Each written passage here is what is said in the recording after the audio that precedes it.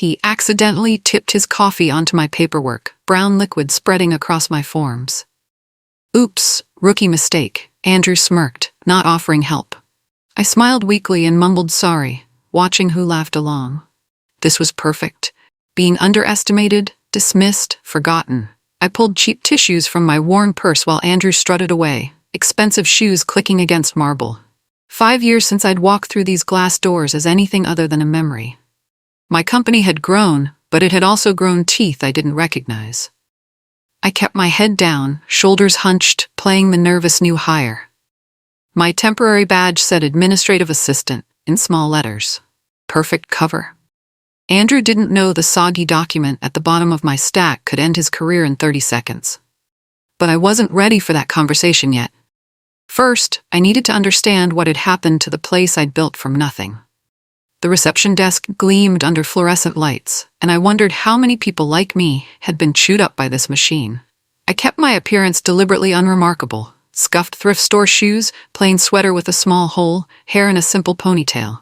No makeup, no jewelry except grandmother's watch. My temporary badge hung from a basic lanyard, marking me as disposable. Temp admin, level 1 access, in faded print. People's eyes slid past me like furniture. Walking these halls felt surreal. My corridors, my vision made real in glass and steel, but the energy felt different, sharper, colder. Employees hurried past with tight faces, clutching phones like lifelines. I'd spent 3 months preparing for this return, learning new names, studying organizational charts, memorizing current product lines. My lawyer insisted on this approach after discovering irregularities in quarterly reports. Gather evidence first, she'd said. Emotions later. The elevator dinged as I reached the 3rd floor. My old corner office now housed someone called Regional Director of Strategic Initiatives. The nameplate gleamed gold against dark wood. Time to find out who'd been playing house while I was away. Andrew Ferguson commanded attention like a peacock in a chicken coop. His massive keychain slammed against his desk whenever he wanted notice. BMW keys, gym tags, and a small whistle. At 6:58 p.m., as I packed my basic tote bag, he appeared with a stack of folders that hit my desk with a thud. Need these organized, filed, and summarized by morning, he announced loudly. Consider it a coachability test. My stomach clenched, but I kept my face neutral. Of course, Mr. Ferguson. Should I stay late? He grinned like a shark. Good attitude. That's what separates wheat from chaff around here. I nodded eagerly, playing desperate to please. Inside, I was taking notes. This wasn't just bad management. This was systematic bullying designed to break people. As Andrew walked away, keychain jangling, several coworkers shot me sympathetic looks. One woman mouthed, "I'm sorry." How many people had he done this to? How many had quit rather than endure his games? I opened the first folder, already planning how to turn his test into my advantage. They dumped me beside the dying Rutherford Group account like punishment. 90 days from walking with their annual $12 million. The file cabinet looked tornado hit. Documents misfiled, contracts buried, email chains leading nowhere. I spent lunch breaks in empty conference rooms, spreading papers like a detective solving cold cases. Purchase orders from 6 months ago, signed contracts with missing addendums, email threads mysteriously cut mid-conversation. Someone had sabotaged this account deliberately. Invoices sent to wrong addresses, delivery dates changed without notification, support calls unanswered for weeks. Professional negligence disguised as incompetence. The pattern became clear. Every mistake benefited Andrew's other accounts while starving Rutherford of resources. Thursday afternoon, I found the smoking gun. An internal email from Andrew. Rutherford renewal unlikely. Redirect resources to Ferguson portfolio priorities. That night, I crafted a careful message to Rutherford's CEO, Mason Torres. Professional, direct, offering solutions instead of excuses. My phone buzzed at 8:47 a.m. Can we talk? Torres.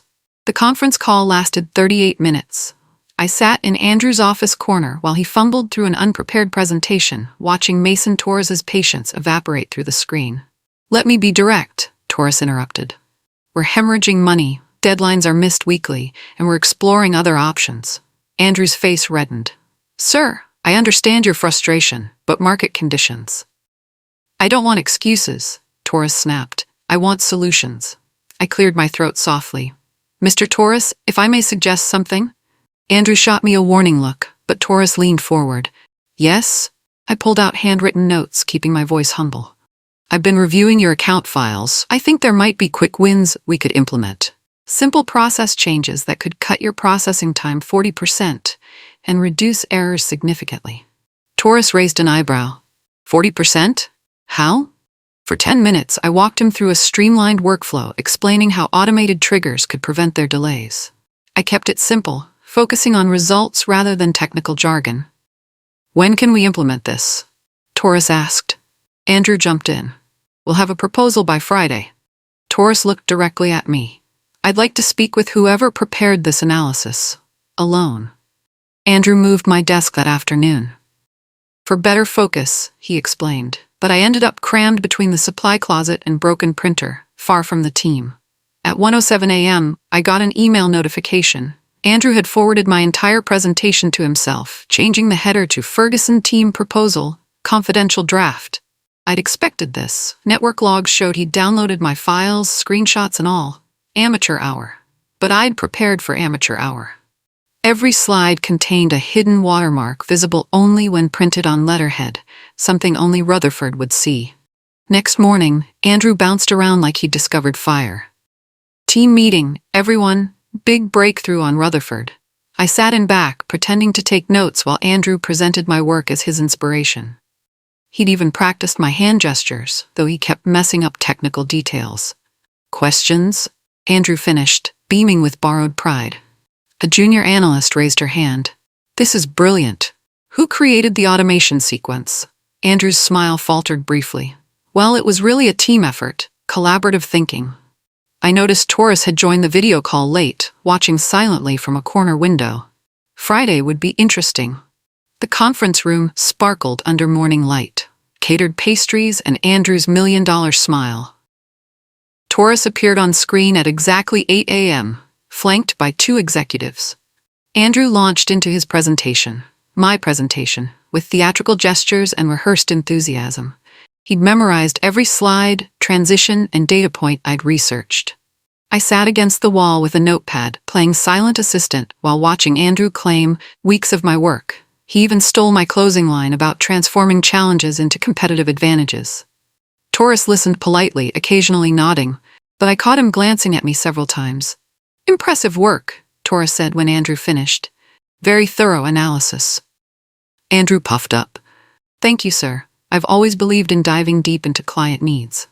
Indeed. Torres paused, shuffling papers. I do have one question. Could I speak with whoever actually drafted the risk mitigation matrix?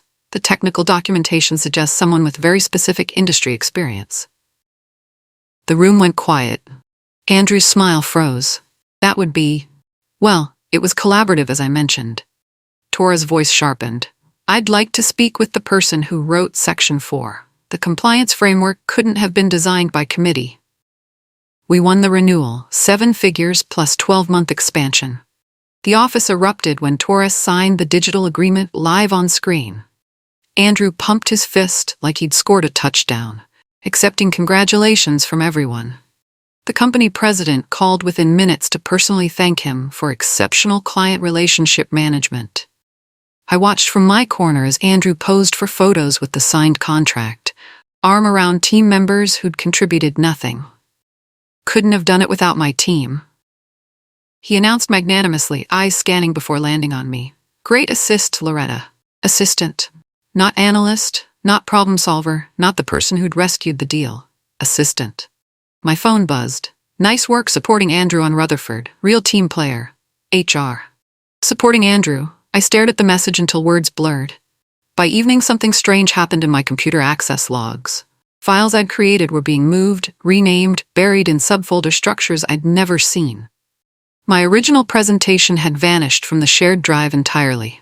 Someone was erasing my digital fingerprints systematically, professionally. The celebration continued while I quietly began printing everything I could access. Monday brought a cheerful HR email requesting a brief chat about my performance. The tone was friendly, almost maternal, but the timing felt surgical. Donna Phillips smiled warmly as I entered her office, gesturing to a chair. A manila folder sat between us like a barrier. "Loretta, we've received feedback about your team integration," she began, opening the folder to reveal printed emails. "Nothing serious, just concerns we should address." I leaned forward, playing confused and eager. "Concerns? I thought things were going well." "Oh, they are. It's just..." She pulled out the first page.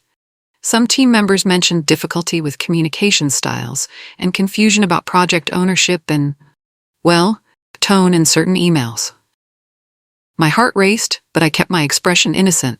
"I'm sorry, I don't understand. Could you give examples?" Donna flipped through pages that looked suspiciously fresh. "There are also attendance questions. Staying late without approval, accessing files outside your assigned scope." Each accusation was technically true but stripped of context. Yes, I'd stayed late to complete Andrew's impossible deadlines. Yes, I'd accessed files to save a failing client relationship. "I just want to do good work," I said softly, letting my voice tremble. "Of course, dear. We just need everyone on the same page moving forward." Tuesday evening, Kelly Chen approached my desk nervously, glancing around to ensure nobody watched. "Hey," she whispered, "can I talk to you outside?"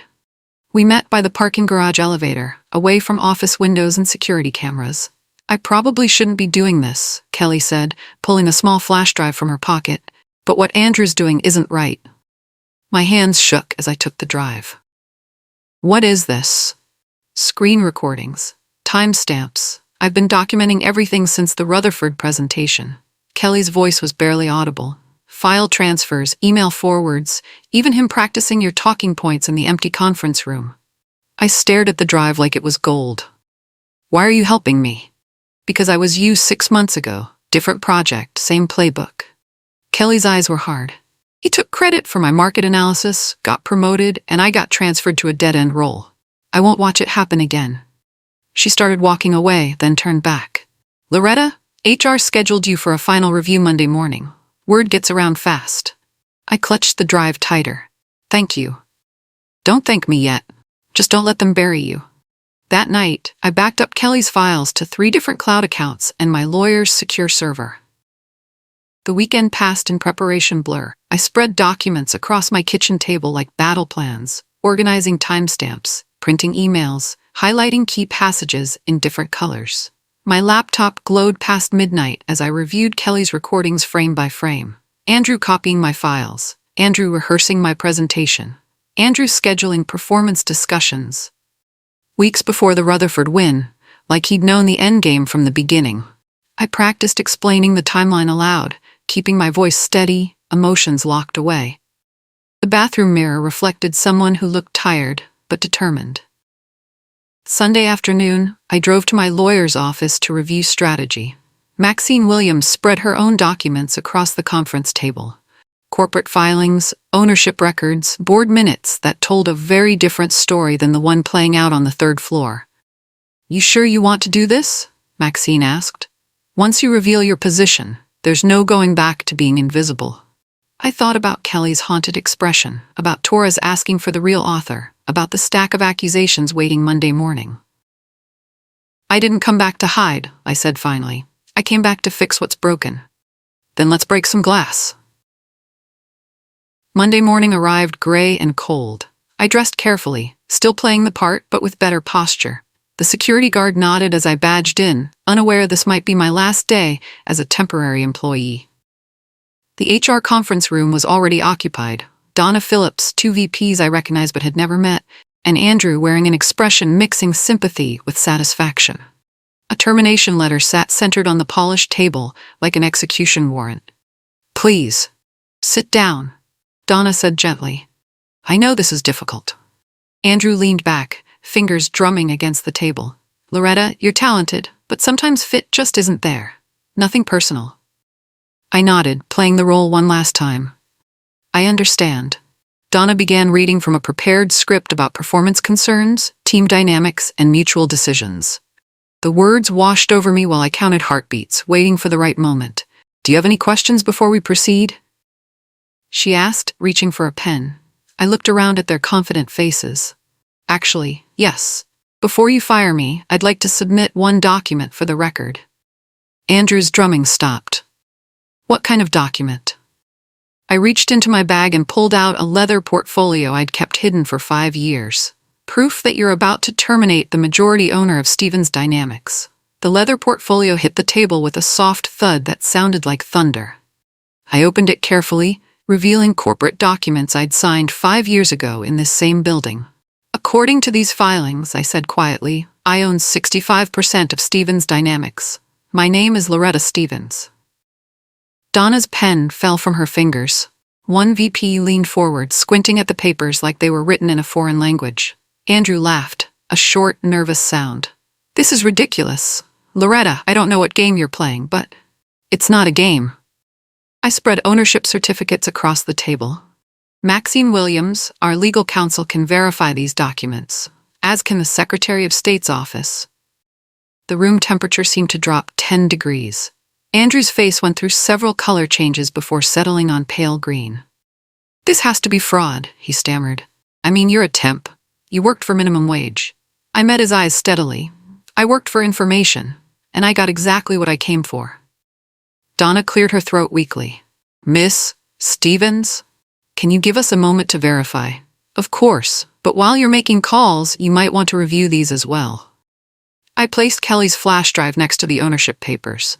Email timestamps, file transfers, and recordings of Mr. Ferguson stealing my work on the Rutherford account. The evidence spread across the conference table like puzzle pieces nobody wanted to solve. While Donna made frantic phone calls to legal and the board, I methodically walked through Andrew's paper trail. Email forwarded at 1:07 a.m. sent from Andrew Ferguson to Andrew Ferguson, I said, pointing to the printed timestamp. Contents: my entire Rutherford presentation, with headers changed to claim authorship. Andrew shifted in his chair, usual confidence evaporating.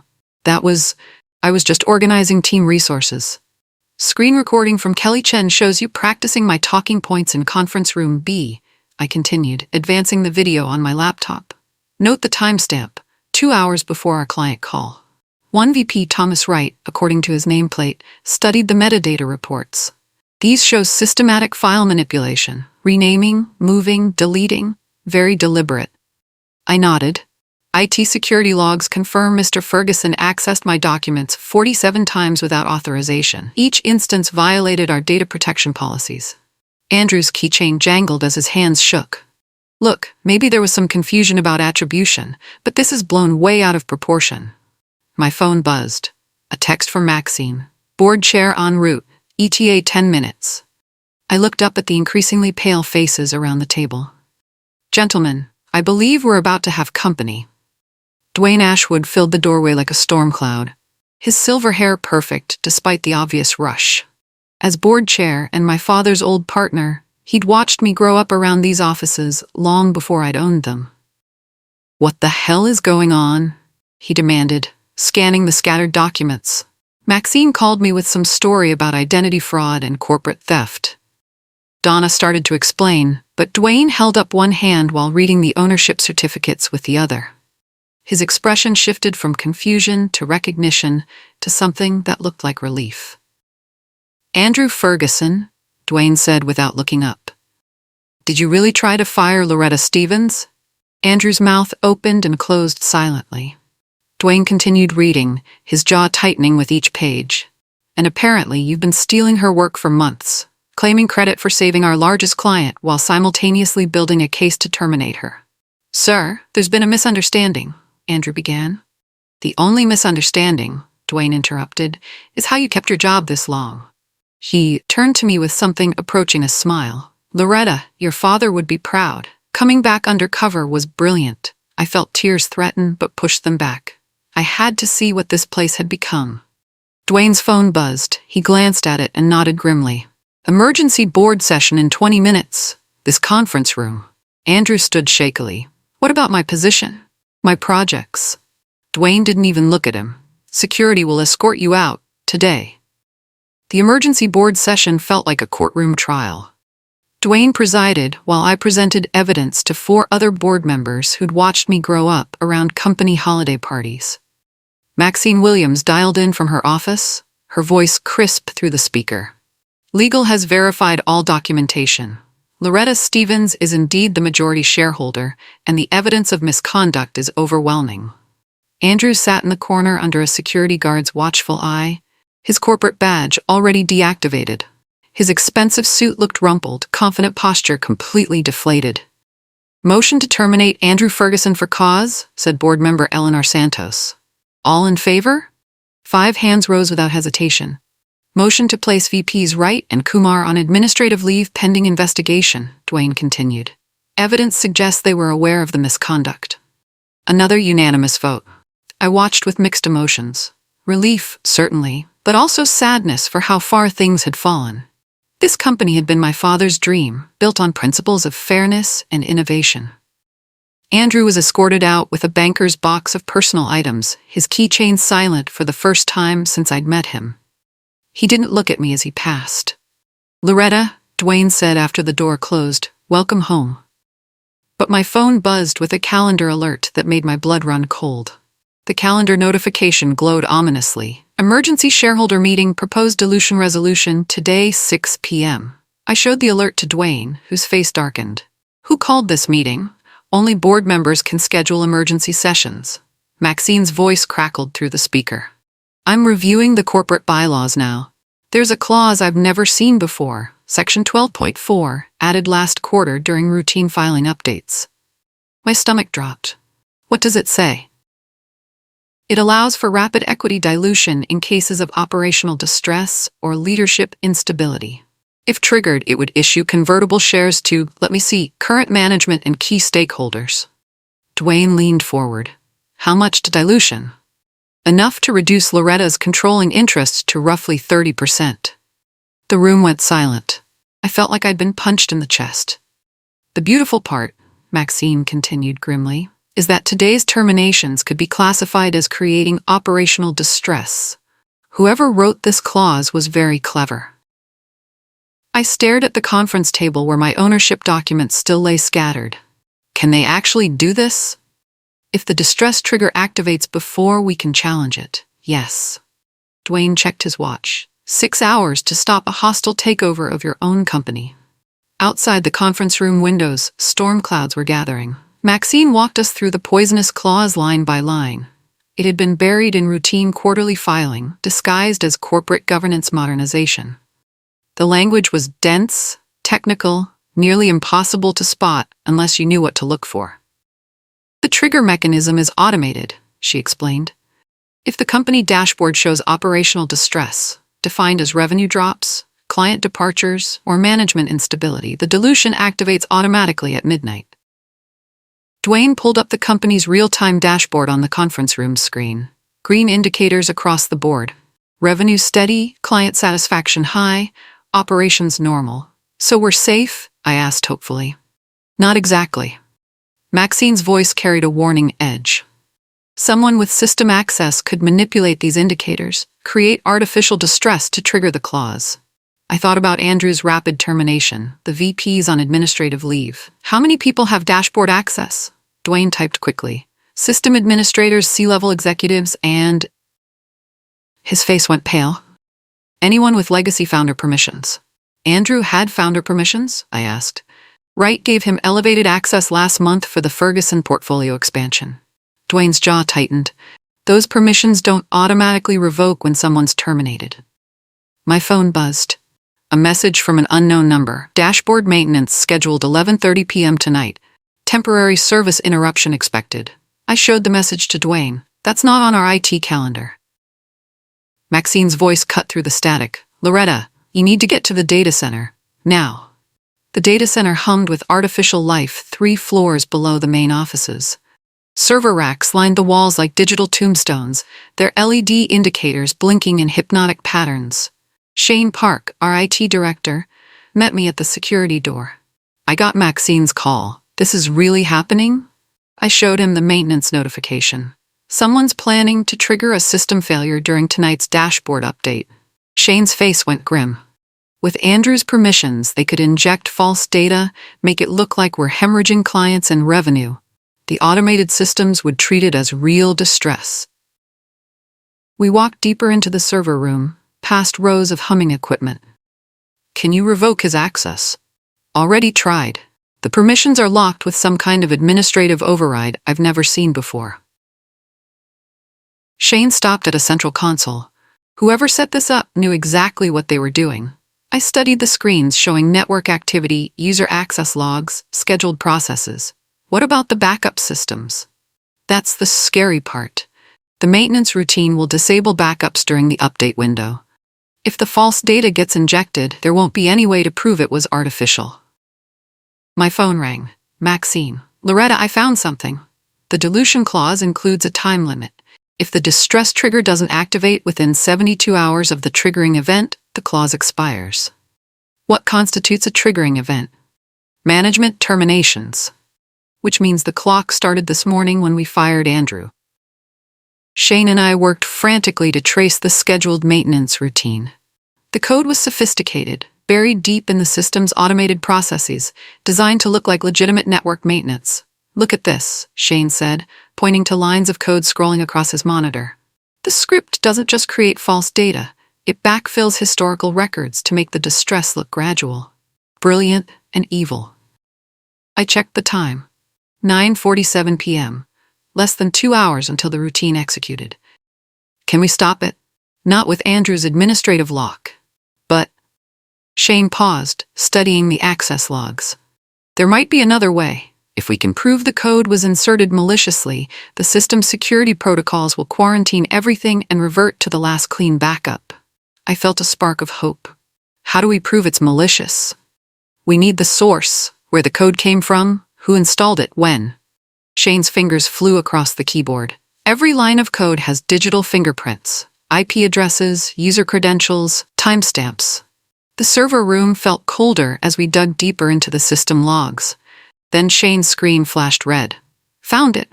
The malicious code was uploaded from Andrew's workstation. But look at the timestamp. I leaned closer. It was uploaded 3 weeks ago, before the Rutherford presentation. Before any of this started. Shane nodded grimly. Someone's been planning this for weeks. Andrew wasn't just stealing your work, he was setting up the entire company for a takeover. My phone buzzed with another unknown number. Ready for round 2? A friend. The message came with an attachment, a screenshot of an email I'd never seen before. Andrew Ferguson to Thomas Wright. Stevens acquisition timeline confirmed. Dilution triggers in place. Phase 2 ready for activation. My hands shook as I forwarded the screenshot to Maxine. Her response came immediately. This proves premeditation. I'm filing emergency injunctions now. But Shane was staring at his monitors with growing alarm. Loretta, we have a bigger problem. Someone just activated the maintenance routine early. The dashboard screens around us flickered and began showing red warnings. Revenue indicators plummeted. Client satisfaction scores crashed. Management stability index flashed critical. It's happening now, I breathed.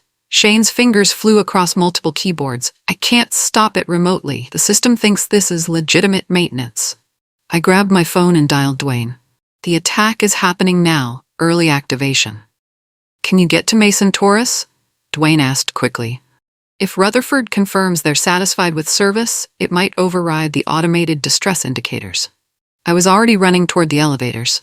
Shane, keep documenting everything. I need timestamps, sources, proof. This is artificial. The elevator seemed to take forever. In the lobby, I called Torres's direct line while rushing to my car. Voicemail. My phone buzzed again. Another unknown number. Too late. Check your email. The new message contained a link to a corporate filing. Emergency dilution resolution, filed 10:47 p.m., effective immediately. I pulled over in the parking garage, engine running, and called Torres' assistant. This is Loretta Stevens from Stevens Dynamics. I need to reach Mason immediately. It's an emergency. Miss Stevens? He's in London for the week, but he asked me to tell you something if you called. My heart pounded. What? He said to tell you the portal statement is already filed. Something about not clicking anything tonight? Portal statement. I opened my laptop in the driver's seat and logged into our client communication system. There it was. A formal statement from Torres dated 10:23 p.m. Rutherford Group confirms excellent service relationship with Stevens Dynamics. We have not authorized any satisfaction surveys or distress indicators. Please direct all future communications through Loretta Stevens exclusively.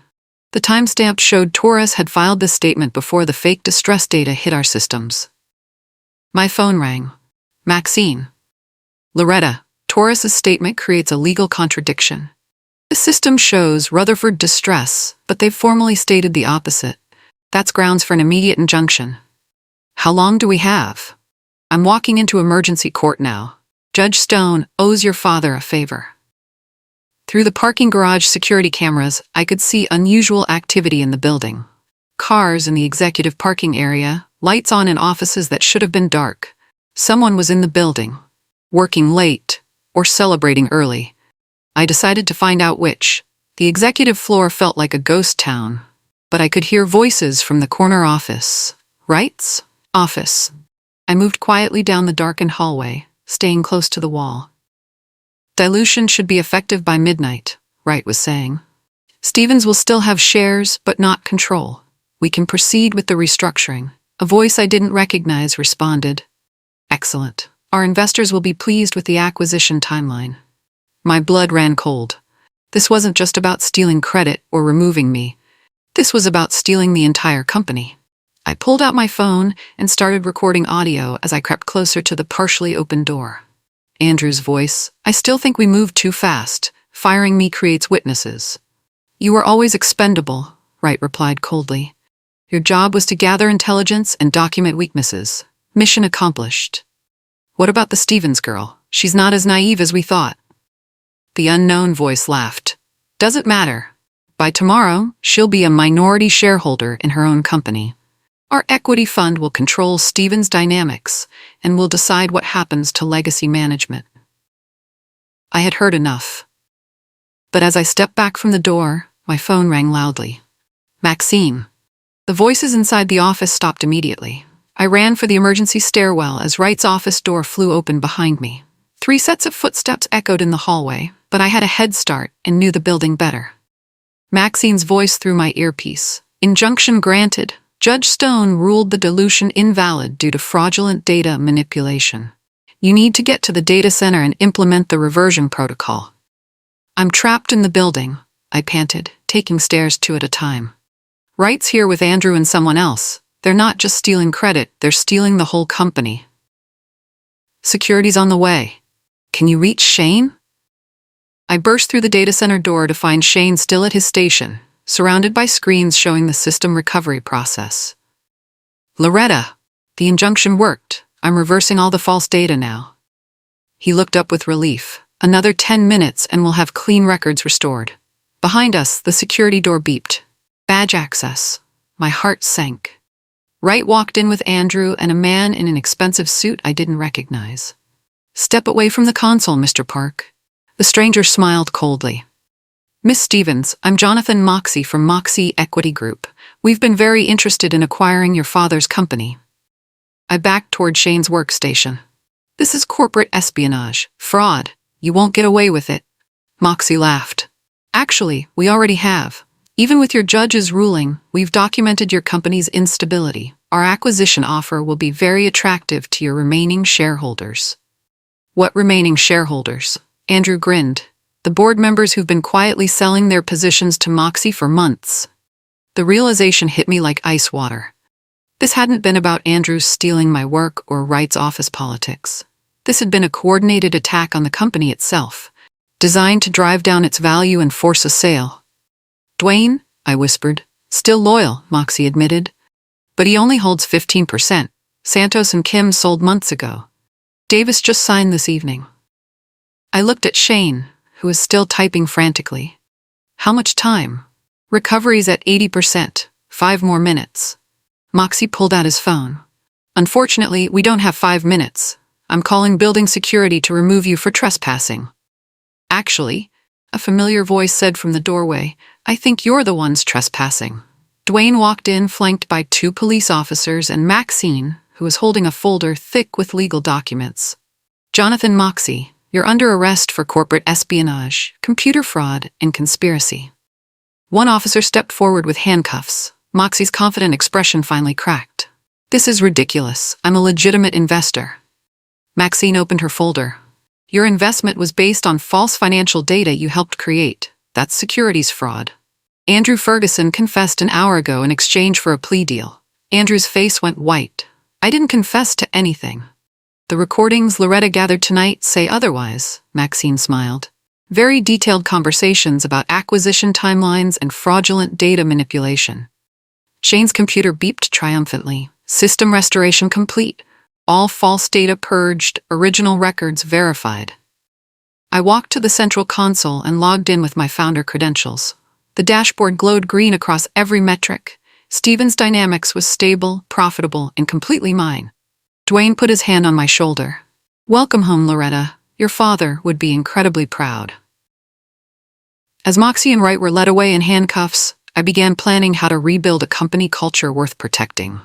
The glass walls didn't feel cold anymore. They felt like home.